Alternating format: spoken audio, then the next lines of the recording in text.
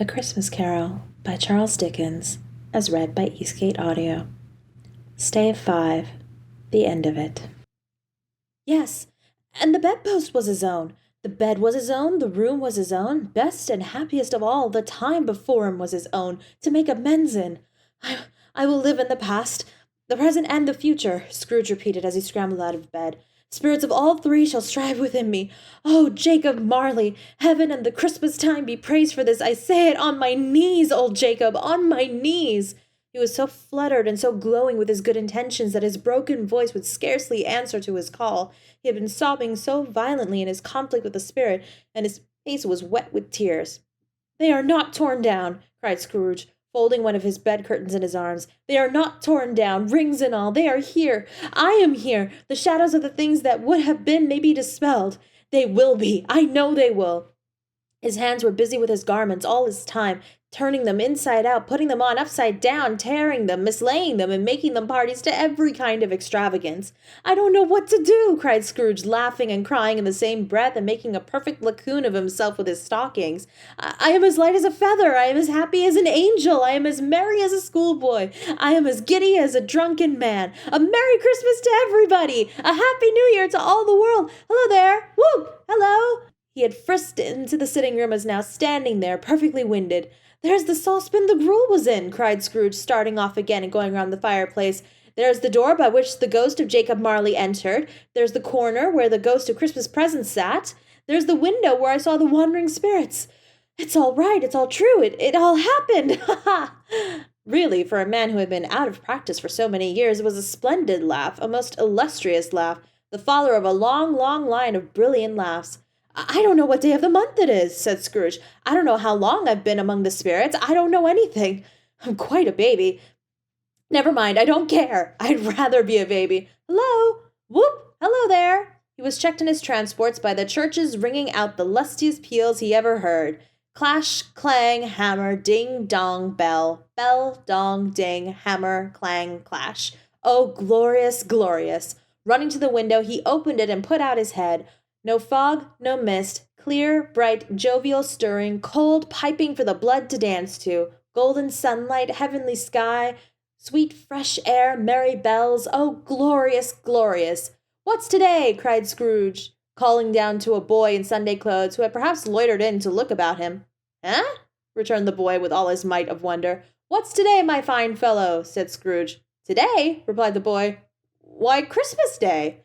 "It's Christmas Day," said Scrooge to himself. "I haven't missed it.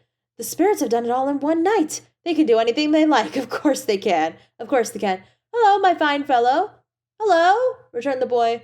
"Do you know the poulterers in the next street but one at the corner?" Scrooge inquired. "I should hope I did," replied the lad. "An intelligent boy," said Scrooge. "A remarkable boy. Do you know whether they've sold the prize turkey that was hanging up there? Not the little prize turkey, the big one?" "What, the one as big as me?" returned the boy. "What a delightful boy," said Scrooge. "It's a pleasure to talk to him. Yes, my buck." "It's hanging there now," replied the boy. "Is it?" said Scrooge. "Go and buy it." "Walker!" exclaimed the boy. "No, no," said Scrooge. "I am in earnest. Go and buy it, and tell him to bring it here, that I may give them the direction where to take it. Come back with the man, and I'll give you a shilling. Come back with him in less than 5 minutes, and I'll give you half a crown." The boy was off like a shot. He must have had a steady hand at a trigger who could have got a shot off half so fast. "I'll send it to Bob Cratchit's," whispered Scrooge, rubbing his hands and splitting with a laugh. "He shan't know who sends it. It's twice the size of Tiny Tim. Joe Miller never made such a joke as sending it to Bob's will be."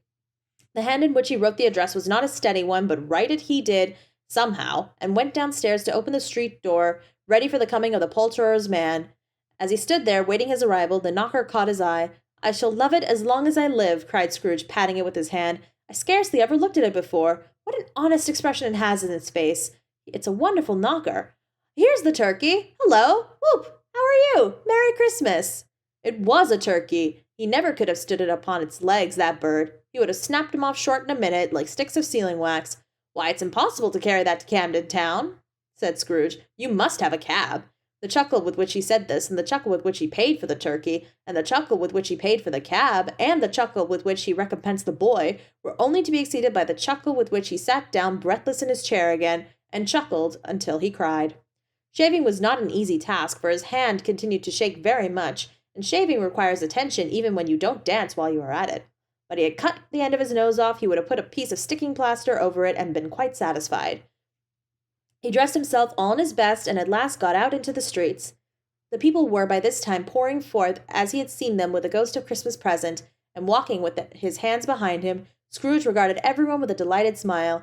He looked so irresistibly pleasant, in a word, that 3 or 4 good-humored fellows said, "Good morning, sir! A Merry Christmas to you!" And Scrooge said often afterwards that of all the blithe sounds he had ever heard, those were the blithest in his ears. He had not gone far when, coming on towards him, he beheld the portly gentleman who had walked into his counting-house the day before, and said, "Scrooge and Marley's, I believe." It set a pang across his heart to think how this old gentleman would look upon him when they met, but he knew what path lay straight before him, and he took it. "My dear sir," said Scrooge, quickening his pace, and taking the old gentleman by both his hands, "how do you do? I hope you succeeded yesterday. It was very kind of you. A Merry Christmas to you, sir." "Mr. Scrooge?" "Yes," said Scrooge, "that is my name, and I fear it may not be pleasant to you. Allow me to ask your pardon, and will you have the goodness—" Here Scrooge whispered in his ear. "Lord bless me!" said the gentleman, as if his breath were taken away. "My dear Mr. Scrooge, are you serious?" "If you please," said Scrooge, "not a farthing less, and a great many back payments are included in it, I assure you. Will you do me that favor?" "My dear sir," said the other, shaking hands with him, "I don't know what to say to such munificent—" "Don't say anything, please," retorted Scrooge. "Come and see me. Will you come and see me?" "I will!" cried the old gentleman, and it was clear that he meant to do it. "Thank you," said Scrooge. "I am much obliged to you. I thank you 50 times. Bless you." He went to church, and walked about the streets, and watched the people hurrying to and fro, and patted children on the head, and questioned beggars, and looked down into the kitchens of houses, and up to the windows, and found that everything could yield him pleasure. He had never dreamed that any walk, that anything, could give him so much happiness. In the afternoon he turned his steps towards his nephew's house. He passed the door a dozen times before he had the courage to go up and knock, but he made a dash, and did it. "Is your master at home, my dear?" said Scrooge to the girl. "Nice girl. Very." "Yes, sir." "Where is he, my love?" said Scrooge.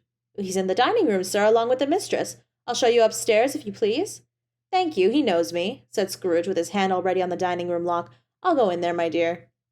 He turned it gently, and sidled his face in around the door. They were looking at the table, which was spread out in great array, for these young housekeepers are always nervous on such points, and like to see that everything is right. "Fred," said Scrooge. Dear heart alive, how his niece by marriage started! Scrooge had forgotten for the moment about her sitting in the corner with a footstool, or he wouldn't have done it on any account.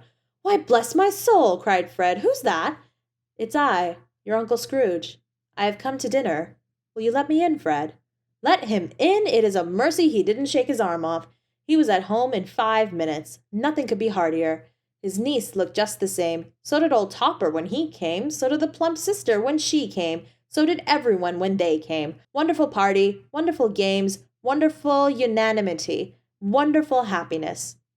But he was early at the office the next morning. Oh, he was early there. If he could only be there first and catch Bob Cratchit coming late, that was the thing he set his heart upon.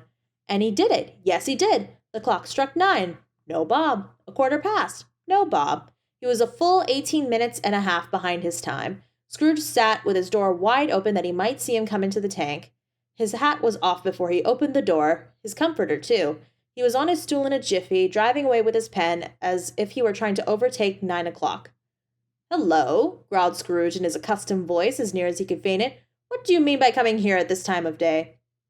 "I am very sorry, sir," said Bob. "I am behind my time." "You are?" repeated Scrooge. "Yes, I think you are. Step this way, if you please." "It's only once a year, sir," pleaded Bob, appearing from the tank. "It shall not be repeated. I was making rather merry yesterday, sir." "Now I'll tell you what, my friend," said Scrooge. "I am not going to stand this sort of thing any longer. And therefore," he continued, leaping from his stool and giving Bob such a dig in the waistcoat that he staggered back into the tank again, "and therefore I am about to raise your salary." Bob trembled and got a little nearer to the ruler. He had a momentary idea of knocking Scrooge down with it, holding him and calling to the people in the court for help in a straight waistcoat. "A Merry Christmas, Bob," said Scrooge with an earnestness that could not be mistaken, as he clapped him on the back. "A merrier Christmas, Bob, my good fellow, than I have given you for many a year. I'll raise your salary and endeavor to assist your struggling family, and we will discuss your affairs this very afternoon over a Christmas bowl of smoking bishop, Bob. Make up the fires and buy another coal scuttle before you dot another I, Bob Cratchit." Scrooge was better than his word.